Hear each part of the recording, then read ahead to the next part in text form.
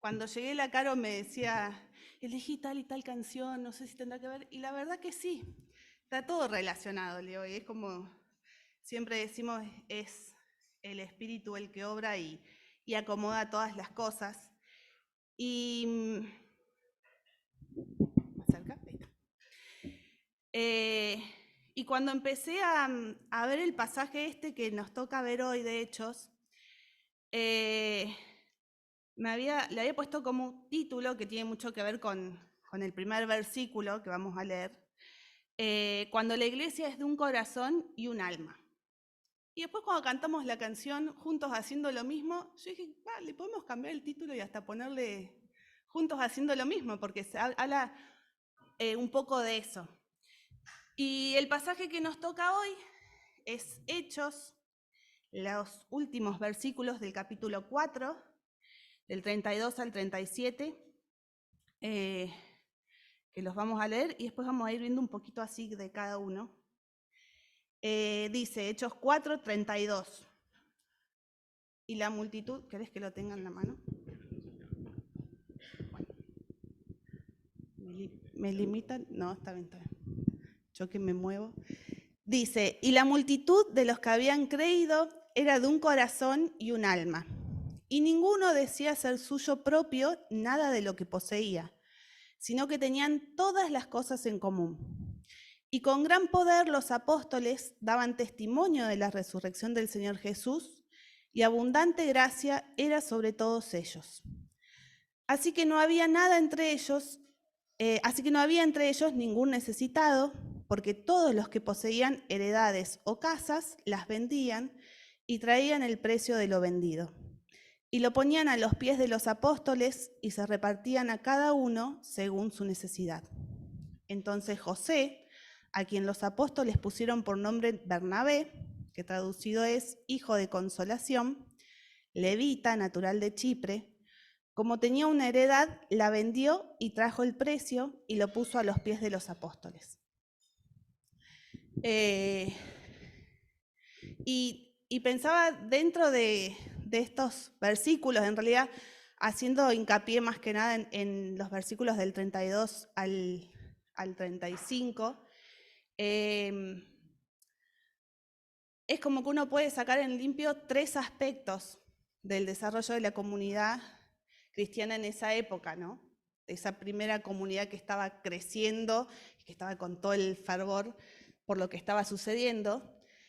Una de las cosas es que la venta de las propiedades, como dice ahí, se daba solamente cuando había una necesidad. Cuando veían que había necesidad, iban y vendían alguna de las propiedades que tenían.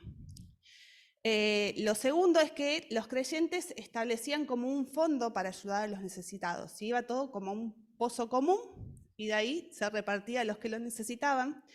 Y por último eran los apóstoles los que tenían la responsabilidad de distribuir todo ese dinero que se juntaba a quienes lo necesitaban. Y nos podríamos quedar con eso, así sencillito, y analizarlo, pero creo que cada uno de los versículos tiene alguna cosita así como para que podamos ir sacando, y que en realidad, por más que nos parezca que es algo tan lejano, y que fue de la primera iglesia, que uno dice, las cosas ya han cambiado tanto y estamos en otra época, pero creo que tenemos que volver a algunas de las cosas de esa primera iglesia. Quizás distintas, adaptadas a la sociedad y a la realidad que vivimos, pero que siguen siendo, creo que, esencial para el crecimiento de las iglesias. El versículo 32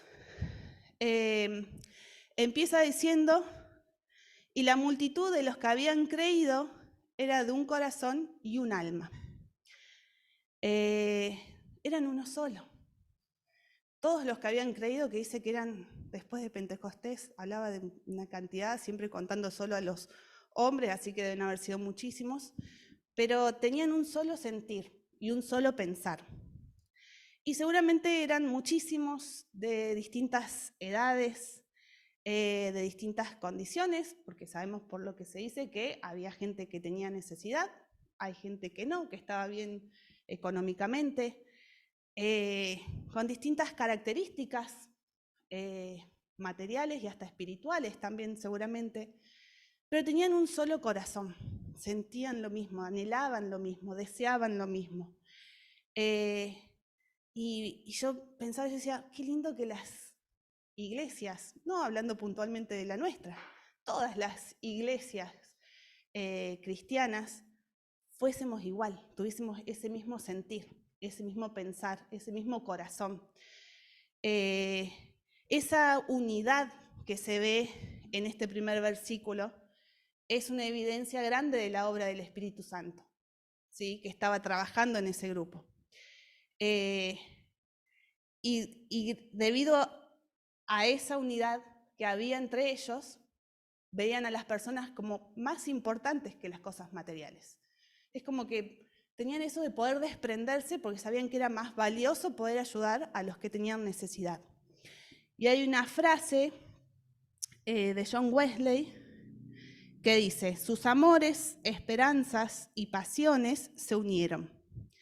Lo que les unía no era simplemente la afiliación a una iglesia, era una unidad espiritual y la unidad de un apasionado compromiso con una tarea. Por tanto, en el centro mismo de esta descripción de la unidad encontramos lo que parece una interpolación sobre el testimonio de los apóstoles. La vida en comunidad no es nunca un fin en sí misma. Una comunidad vibrante es una comunidad en misión. Y ellos tenían una misión, que es de lo que habla después en el versículo 33. Pero la segunda parte del versículo 32 dice, y ninguno decía ser suyo propio nada de lo que poseía, sino que tenían todas las cosas en común. Es como que nadie iba a decir, yo tengo una casa, un terreno, un campito, un auto, sino que para ellos para todos eran las cosas en común. Reconocían que no eran dueños realmente de esas cosas materiales, porque las vendían y las daban para poder que todos tengan la misma condición y que nadie pase necesidad. Eran generosos, no estaban apegados a sus posesiones, que es quizás algo que hoy no lo vemos tan fácil, el poder desprenderse de las cosas. Lo vemos hasta en los chicos. Yo lo veo con Fausto, ya lo pasó más o menos, por ahí con el hermano lo sigue discutiendo, pero con Augusto, que está en la etapa en la que todo es mío y que no hay forma de sacarle nada, y con Augusto lo veo por ahí cuando algo ya se rompió, que le digo, bueno, lo vamos a tirar porque ya no sirve, y no lo quiere tirar y lo quiere guardar porque por más que ya no sirve, pero es suyo. Entonces cuesta desprenderse. Y vivimos en una sociedad en la que nos cuesta muchas veces desprendernos de las cosas materiales. Y para ellos, todas las cosas no eran suyas. Decía, y ninguno decía ser suyo propio, porque en realidad como que ya de corazón lo habían entregado, habían entendido el mensaje que estaban compartiendo. Y no pensaban en acumular, en tener más, en guardarse para más adelante, sino en poder compartirlos. Y creo que muchas veces hemos escuchado, algunos lo ponen más en práctica, otros quizás cuesta un poco más, pero el hecho de que todas las cosas que tenemos no son nuestras, sino que son de Dios. Nada nos pertenece de manera exclusiva. Y creo que decir de que sí, todo lo que tengo es de Dios, porque Dios me lo dio, es de su propiedad, y lo que Él espera que hagamos con todas esas pertenencias que nosotros tenemos es que las sepamos administrar, ¿sí? De una manera u otra. En el versículo 33 dice, y con gran poder los apóstoles daban testimonio de la resurrección del Señor Jesús, y abundante gracia era sobre todos ellos. Y esa era la prueba más clara de que Jesús era el Mesías, ¿sí? Porque los apóstoles estaban dando testimonio de lo que ellos habían visto, de lo que habían vivido, que era la resurrección de Jesús. Y gracias a ese mensaje que ellos compartían, eran más la gente que se acercaba, que creía, y la iglesia seguía creciendo. Y como que quizás habían perdido el temor de hablar, a pesar de todo lo que había pasado antes, de que ellos tenían prohibido hablar, es como que tuvieron más fuerza, más ánimo, y salieron adelante a hablar, a seguir dando testimonio, y seguramente el pueblo los respetaba, porque veían que a pesar de todo lo que había pasado, ellos se seguían plantando y hablando, y cada vez era más gente y cada vez esa iglesia seguía creciendo. Y era una comunidad que testificaba. Y por eso decía que la gracia de Dios sobreabundaba en todos ellos.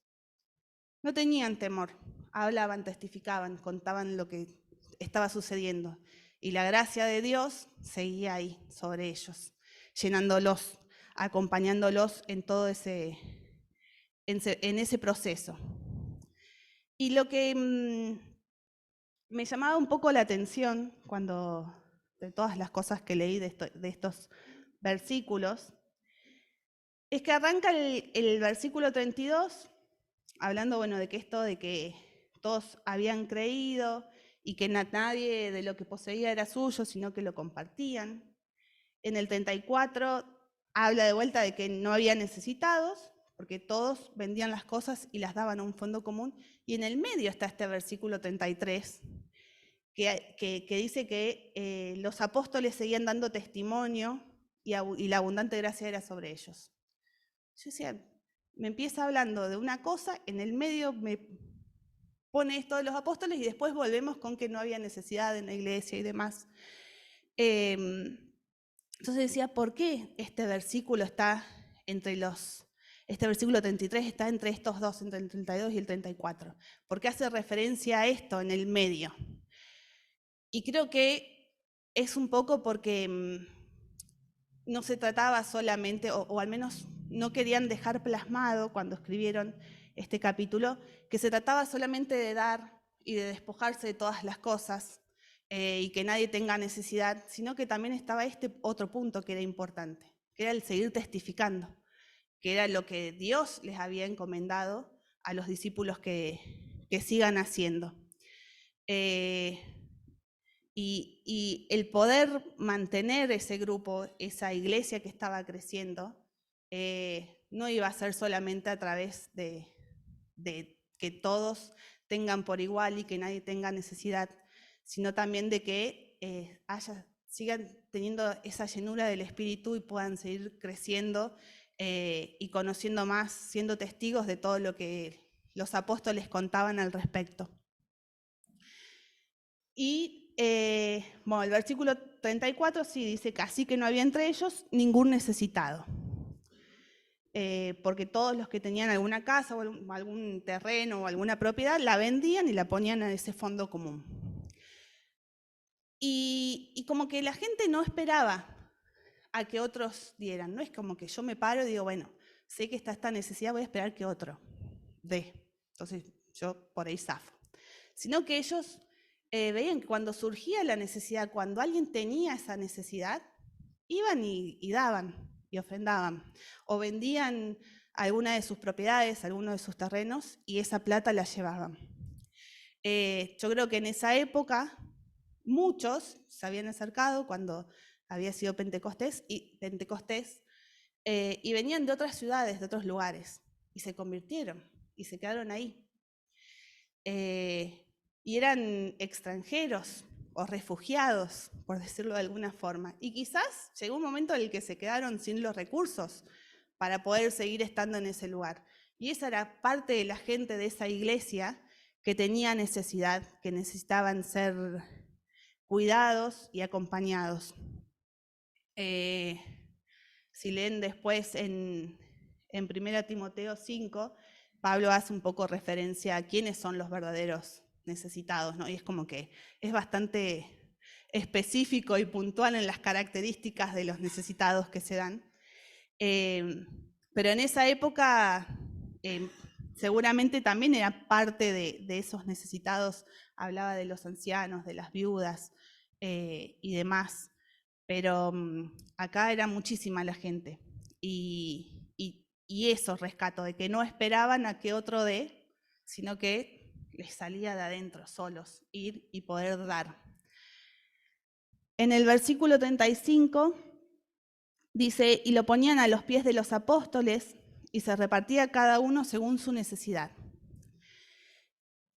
Y poner a los pies de otra persona es como un gesto de sumisión, es como que voy y te entrego, como que le dejo a esa persona que haga lo que quiera o que tenga autoridad sobre lo que yo estoy entregando.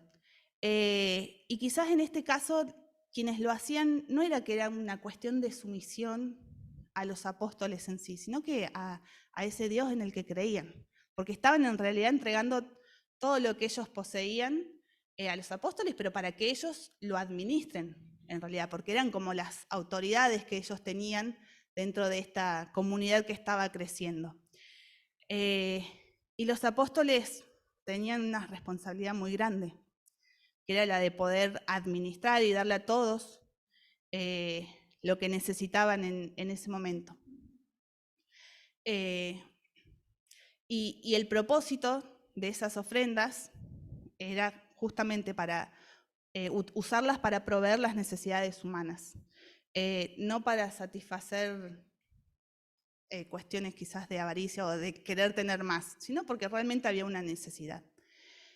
Más allá de que después, si uno sigue leyendo, más adelante en Hechos, hubo algunos problemitas ahí con el tema de la administración que tuvieron que resolver, pero en ese momento quienes eran las personas visibles eran ellos y tenían una responsabilidad muy grande, además de ya todo lo que estaban haciendo.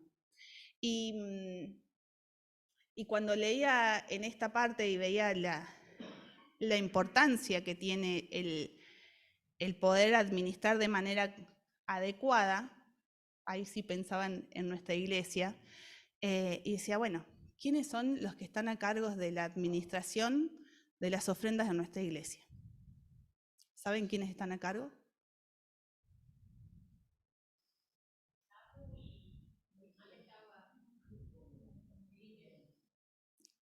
Sigue estando Cristian, ¿no? Sí. Y es una responsabilidad grande, ¿sí? El tener sabiduría para administrar el dinero, las ofrendas, para saber a quién darle. Hoy en la mañana hablaba con el Pato y le decía así algunos puntos que había pensado. Obviamente que después me termina dando vuelta todo porque me sale con 20 cosas más. Y digo, así que me termina de complicar, pero cuando hablaba puntualmente de esto, él me decía, pero Centenario siempre se caracterizó por las ofrendas. Dice, por ofrendar a distintas instituciones y a misioneros, y nunca dejó de ofrendar con quienes se comprometieron. Y eso realmente es súper valioso y súper importante, que ya desde hace tantos años quienes estaban a cargo hayan tenido esa visión y esa misión y esa responsabilidad de saber a quién ofrendar y a quién acompañar en estas cuestiones. Y estos 4 versículos que vimos, cuando uno lee todos los comentarios que hay al respecto de distintos autores de esto, hablan como que era una iglesia comunista, porque nadie era el dueño de nada y todos tenían que tener por igual.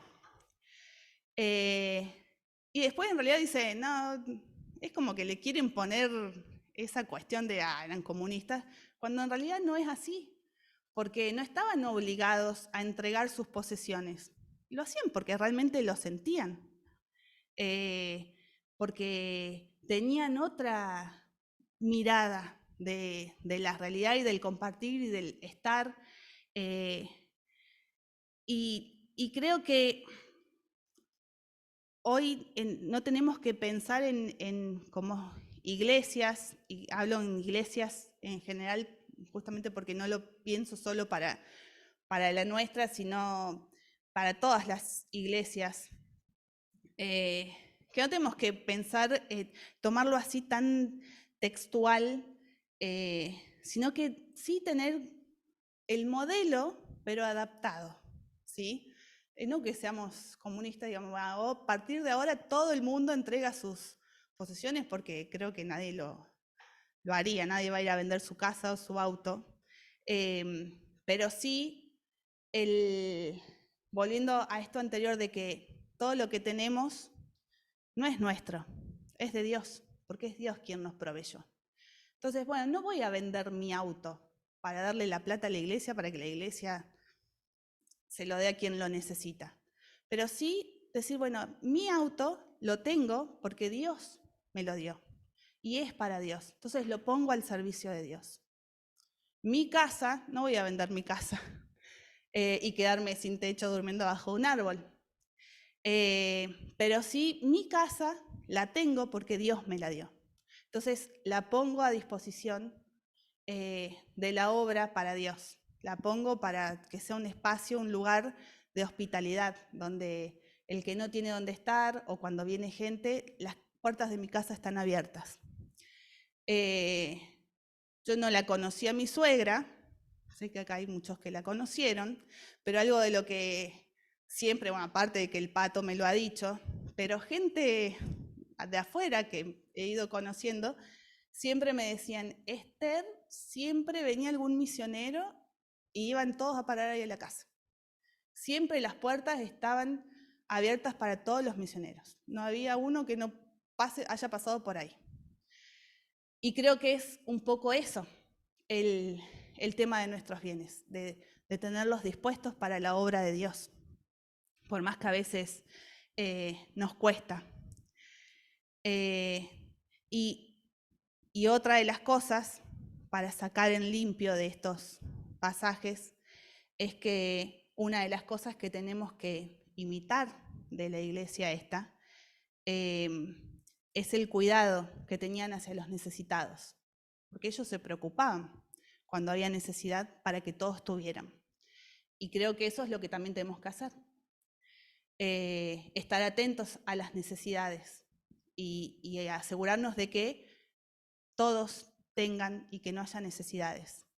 Y pensaba cuántas veces he ido por la calle y he visto a alguna persona en particular que me llamó la atención y que sé que estaba pasando una necesidad. Y quizás por estar apurada o porque tenía que llegar al horario del trabajo o ya era de noche y quería llegar a mi casa, seguí de largo y dije, bueno, mañana vuelvo y le dejo algo. Y al otro día pasaba y no estaba más en esa esquina. Me pasó un montón de veces. Otras veces dije, no importa, y paré, ¿sí? Y creo que también Dios nos pone esa sensibilidad de poder ver la necesidad en los otros. Lo importante es que cuando la vemos, actuemos. Tratar de actuar en el momento, no de esperar hasta mañana o hasta pasado. Y también lo pensaba más de acá adentro, no de cuando estoy en la calle, que últimamente uno ve mucha necesidad. Yo creo que si andan por el centro, en todas las esquinas hay alguno que te limpia los vidrios. 2 o 3 en realidad por esquina, pero en todas. Y muchos chicos pidiendo, que antes quizás niños chiquitos no se veían tanto, ahora se ven muchísimo. Pero volviendo a nuestra iglesia, lo pensé y dije, miren a quien tienen sentado al lado. Si son parejas, no se miren, ustedes miren al que está sentado atrás. Está bien, entre las parejas también puede ser. Pero decía, ¿sé realmente cuál es la necesidad que está pasando en estos momentos la persona que está sentada al lado mío? Porque venimos, compartimos, charlamos, estamos, pero ¿realmente me siento a hablar? ¿Sé la necesidad de cada uno? Quizás no me puedo saber la necesidad de todos los que estamos acá, pero aunque sea de uno, saber la necesidad puntual que puede estar pasando a alguien. Y tratar de acompañar, si es una necesidad de algo material, tratar de ayudar con eso. alguna situación, alguna crisis particular, espiritual, poder acompañarlo en oración. Pero eso también hace a la unidad de la iglesia, a esa unidad que vemos en esta iglesia que estaba creciendo, que se estaba formando. Otro de los puntos a esto de que el Sanedrín les había prohibido totalmente que hablen. ¿Sí? Dijeron, bueno, nosotros los largamos de la cárcel, vayan, pero no pueden hablar más sobre Jesús. Hagan lo que quieran, pero no hablen. ¿Y qué hicieron los apóstoles? ¿Se quedaron encerrados en su casa? No, al contrario, con más fuerza y con más ánimos, salieron a hablar, a dar testimonio de lo que ellos habían vivenciado. Y eso es lo que creo que hizo que esa comunidad tan grande que estaba creciendo haya estado tan unida y se hayan apoyado y acompañado. Y lo veo como que digo, uno lo lee así, por más que sean poquitos los versículos, pero uno dice, wow, esa comunidad, esa unión que tenían en esos comienzos, qué lindo poder experimentarla, vivirla también, tenerla, de que todos estaban atentos a todos. Y obviamente que eso que ellos estaban viviendo y experimentando era gracias a la obra del Espíritu Santo, a esa llenura que tenían, a esa cuestión. Otra de las cosas para tener en cuenta, porque acá hablaba de que la gente daba para cubrir las necesidades materiales que tenían las personas. Pero mientras tanto, los apóstoles, ¿qué estaban haciendo? Aparte de administrar el dinero, pero lo más importante es que seguían hablando, seguían testificando. Entonces, las cuestiones materiales y las necesidades espirituales van juntas. Yo puedo ayudar a alguien que tiene una necesidad material, ir y darle para que coma, darle una campera, un abrigo, no sé, enseñarle un oficio para que pueda tener un trabajo o dedicarse a algo y tener un ingreso para su familia. Pero si hago todo eso y no le doy de la necesidad más importante, estoy como que medio rengo, ¿no? Porque la necesidad principal es la necesidad espiritual.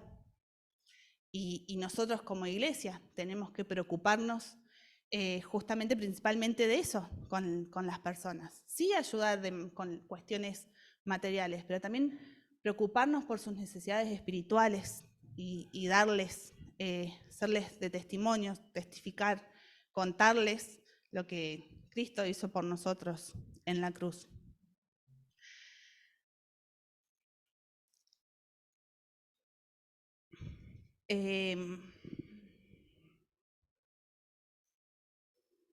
Me tildo porque estoy pensando en todas las cosas que me dijo el pato. En realidad tendría que hacer lo que venga y haga el cierre después.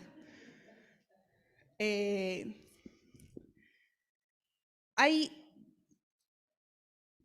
como dos ideas que podemos, en realidad que yo saqué, como para ir aplicando, pensar, bueno, de todo esto, como iglesia, ¿qué hacemos? Muy lindo todo lo que dice de la iglesia primitiva, pero ¿y ahora qué? ¿Nosotros qué hacemos? Lo primero es que tenemos que tener una necesidad del Espíritu Santo para poder practicar esta generosidad que les salía a ellos tan de manera espontánea. Poder vivir y experimentar. Jesús fue un claro ejemplo de la generosidad, con todo lo que Él hizo y que nos dejó para que aprendamos e imitemos. A veces quizás esperamos ver grandes cosas o experimentar grandes movimientos del Espíritu Santo, y a veces el simple hecho de poder compartir lo que tengo o ser hospitalario con quien lo necesita, ya es una muestra de cómo el Espíritu se está moviendo en mí, ¿sí? Porque es Él, si está conmigo, es Él el que me va a llevar a hacer esas cosas de manera desinteresadas. No las voy a hacer para que los otros me vean y me digan, ay, qué bueno lo que hiciste. Pues si lo estoy haciendo con ese interés, ya no tiene sentido, no sirve, ¿no? Lo tenemos que descargar. Es hacerlo simplemente porque es Dios el que nos pide que hagamos esas cosas. Y el segundo punto, que creo que es una de las cosas más importantes, porque nos muestra que no todo se trata de lo material, es que estos pasajes no nos muestran solamente o no apuntan solamente a quienes tienen los recursos materiales. Si vamos antes, si nos vamos al capítulo 3 de Hechos, al comienzo dice que Pedro y Juan se encuentran con una persona que estaba pidiendo limosna en la puerta del templo. Pedro lo mira y le dice, no tenía plata para darle, no tenía nada para darle. ¿Pero qué es lo que hicieron? ¿Se dieron vuelta y entraron al templo? No.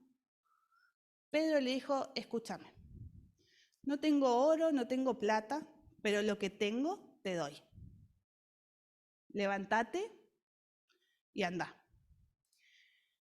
Y creo que esa es la clave que tenemos que tener en cuenta. Y vuelvo un poco a todo esto que ya veníamos hablando, de que no se trata solo de las cuestiones materiales. Podemos no tener nada para dar material, porque quizás hasta yo estoy pasando necesidad. Pero lo que tengo, te doy. Y nosotros como hijos de Dios, como partes de esta iglesia, como parte de la comunidad, tenemos lo más importante y lo más valioso, que es poder darles del amor de Dios, contarles lo que Dios hizo por nosotros y que también lo hizo por ellos. Y darles eso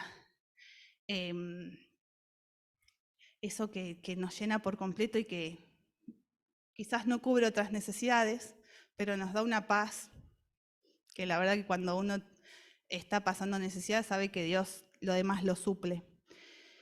Pero esto creo que es un ejemplo claro de lo que es no tener que compartir solamente los recursos financieros que tenemos, sino que poder usar lo que tenemos espiritual, la posición que tenemos para llegar a otros también.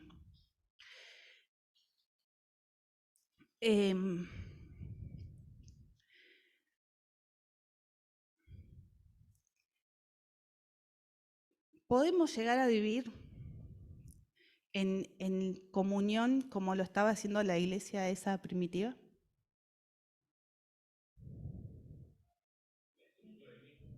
El espíritu es el mismo.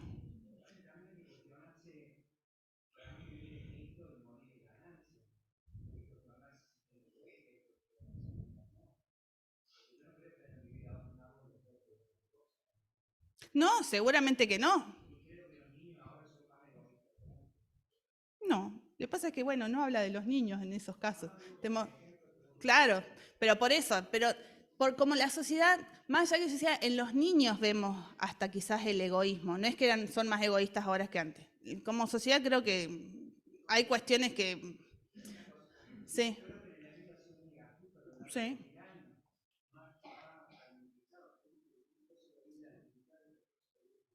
sí,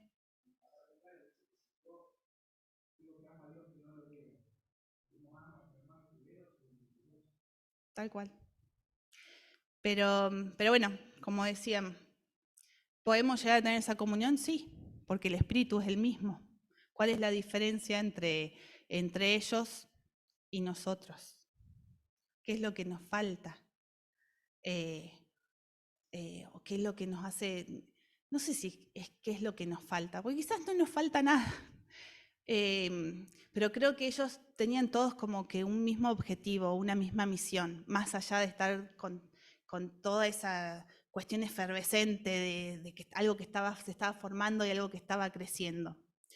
Pero me parece que el poder forjar, formar y mantener esa comunión, ese tipo de comunión en la iglesia, que era una comunión seguramente era sincera y era abierta, donde podían compartir todo.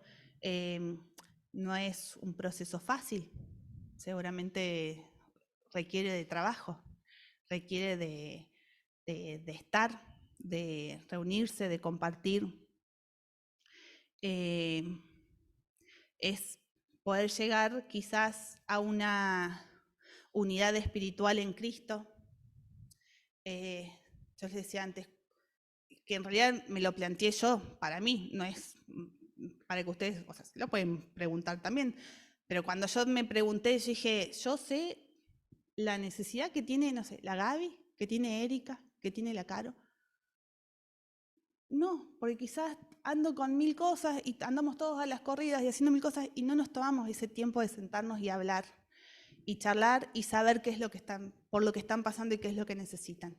Y creo que esa también es una de las cosas que hacen a la comunión, a la unidad, al poder estar todos en un mismo espíritu. No es trabajo fácil. En una sociedad en la que, como dije, y lo digo, hasta lo digo por mí, digo, hermano, digo, me encantaría venir, por ejemplo, a los grupos de estudio de mujeres, los lunes o los jueves. No puedo ninguno de los 2 días, porque trabajo, pues no hay forma. Y la sociedad y nuestros compromisos y nuestras obligaciones nos llevan a tener quizás un ritmo que nos hace quizás cambiar un poco nuestras prioridades y nos hace alejarnos de esto del compartir, del estar, de la comunión.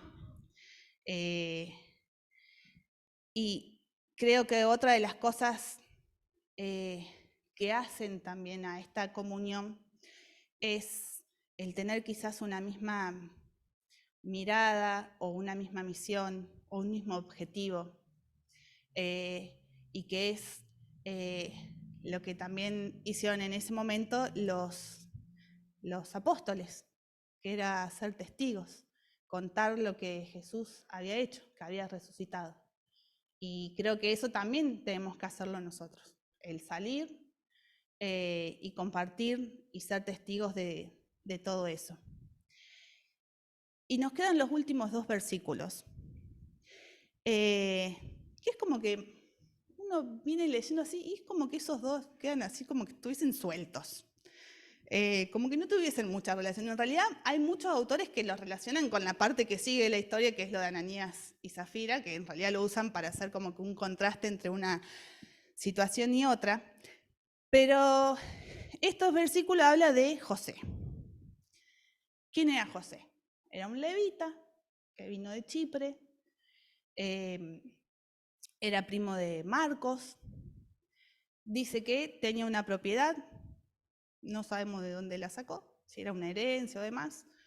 Hoy le decía al Pato, digo, los levitas se suponía que no podían tener propiedades, digo, así que me dice, bueno, la puede haber heredado. Sí, de algún lado tenía una propiedad, no sabemos cómo llegó.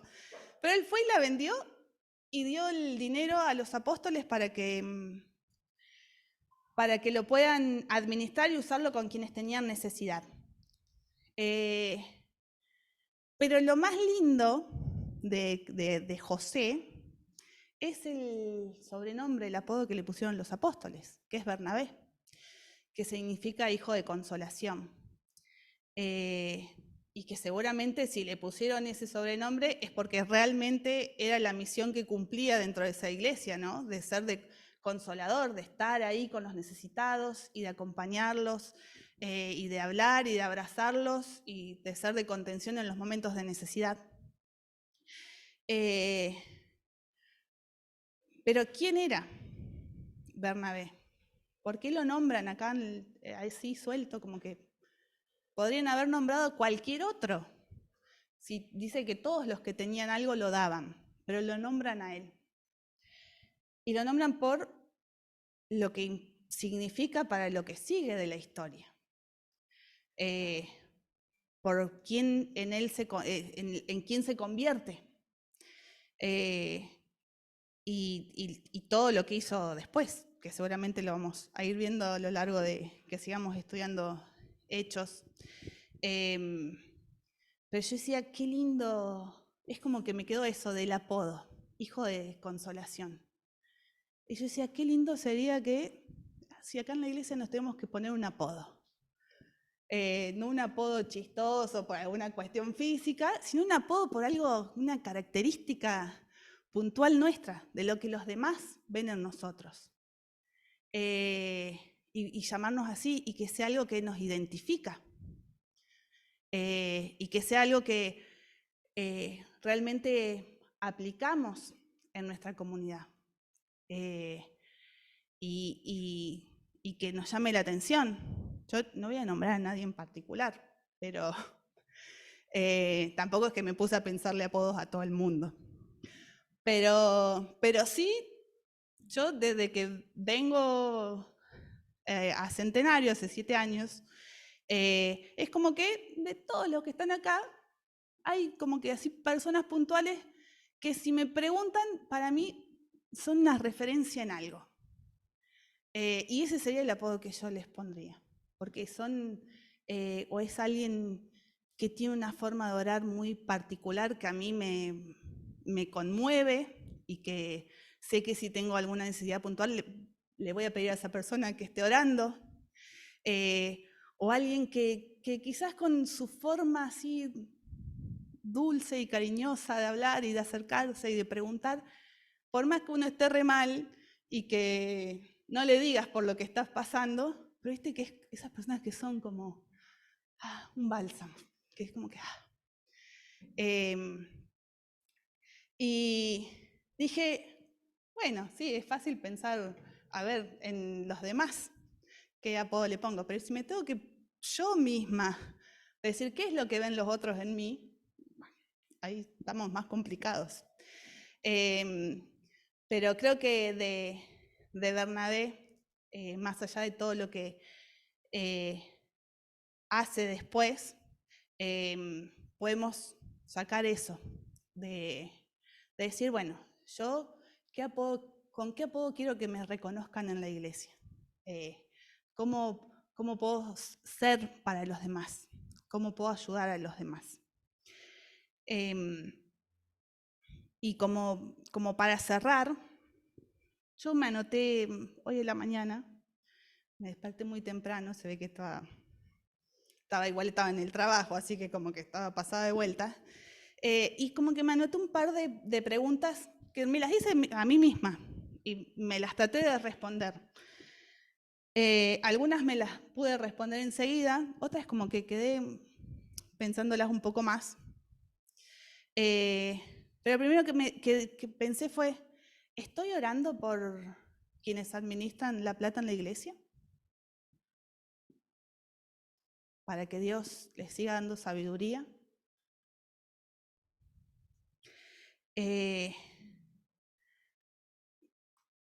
¿Conozco realmente la necesidad de mi hermano, el que está sentado al lado mío, en todos los domingos? Son todas preguntas que hago para que también las pensemos, ¿no? Que no sea yo sola que las pensé y me contesté, y con algunas dije, uy, estoy haciendo todo mal. Dije, sigo teniendo esa pasión por la evangelización.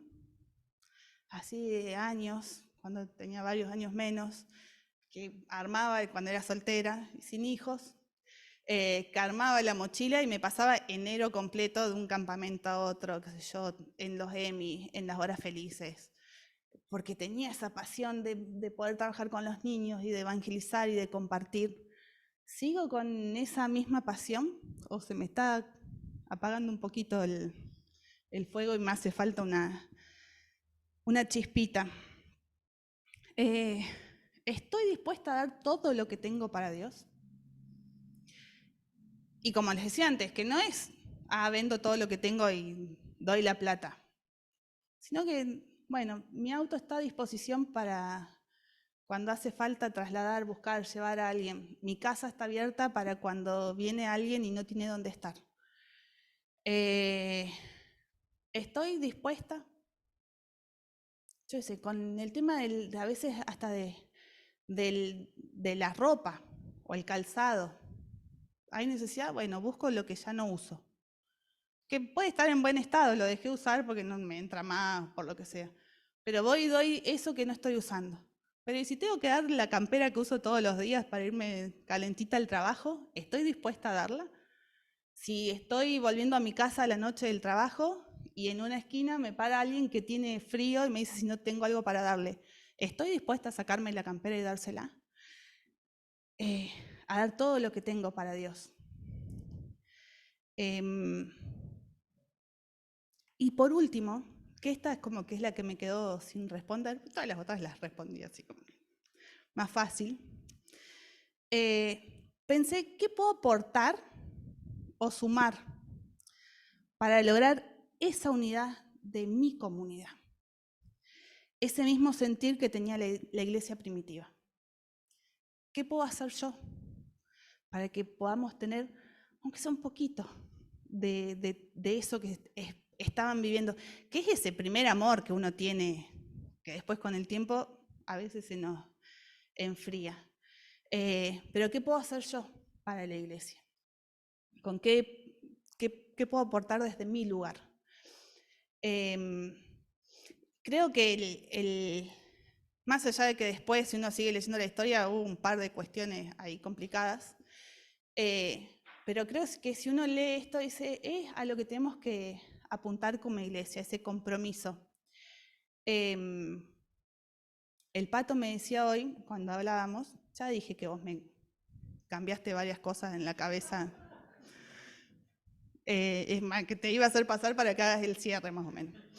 Pero una de las cosas que me decía cuando hablábamos de esto del dar todo, de ponerlo a disposición y de la administración y demás, él me decía, sí, pero es también hasta qué punto yo me comprometo con esa misión. Porque es fácil ofrendar y poner y que el administrador después reparta todas las ofrendas que corresponden, pero yo no sé a qué misioneros o a qué instituciones, sé que el Pato me decía, a la APEN, ¿a quién más me dijiste? A sociedades bíblicas, el Cristian seguramente me va a saber decir más, a todas las, o misioneros a quienes se les está aportando. Yo estoy orando por esas instituciones o personas a las que se les da una ofrenda. Sé lo que hacen, conozco el trabajo, estoy involucrado y eso me dejó pensando. Fue una charlita de 5 minutos, pero fue suficiente. Y lo pensé, yo dije, y es cierto, porque es fácil decir yo doy lo que tengo, pero me involucro.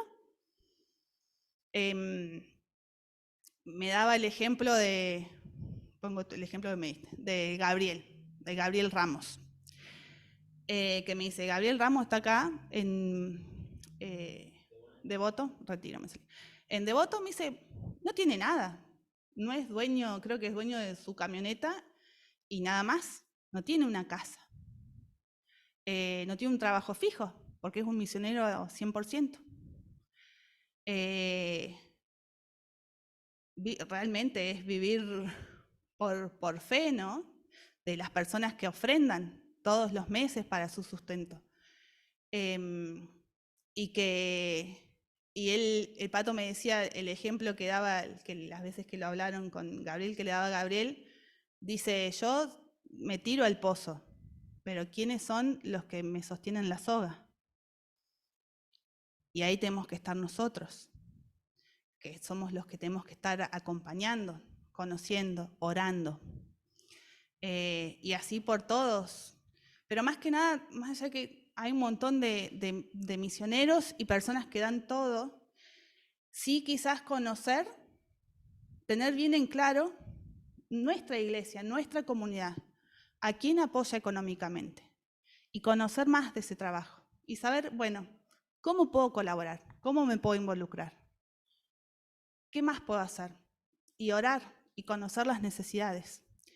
Creo que ese poquito también ayuda al poder crecer y parecernos un poquito más a esa iglesia primitiva, a esos comienzos de la iglesia, a que tenían esa unión y que todos compartían y estaban juntos.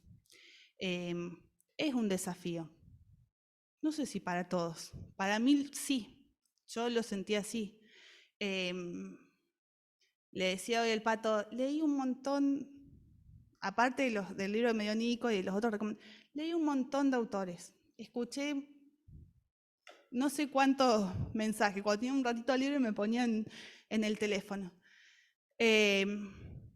Y como siempre, primero, si no me mueve y no me toca a mí o me sacude un poquito a mí, no sirve. Y a mí la verdad que es un pasaje que a pesar de que parece tan sencillo, me hizo replantearme muchas cosas de hoy como iglesia y yo como miembro de la iglesia, de esta comunidad. ¿Qué es lo que estoy haciendo? Y qué es lo que me está pidiendo Dios en base a esto que vimos. Es lo que yo dije al principio. No es que tenemos que imitar al 100% lo que plantea acá, eso que yo les decía medio iglesia comunista, que todos tenemos lo mismo y se acabó, pero sí sacar las cosas valiosas, las cosas en claro, adaptarlas a nuestra sociedad de hoy en día. Y que podamos, en realidad, que pueda, me corrijo porque tengo que ser yo principalmente, primero administrar mejor mis tiempos para poder ocuparme y dedicarme y conocer más a quienes forman mi comunidad. Y creo que eso es lo que nos va a ir ayudando y acompañando a llegar a eso, a estar realmente llenos de ese mismo espíritu que tenían ellos. Y que nos va a ayudar a crecer también como iglesia y conocer o tener más en claros cuáles son los propósitos de Dios. Así que bueno, les dejo esas preguntas finales que yo me respondí para que también puedan respondérselas.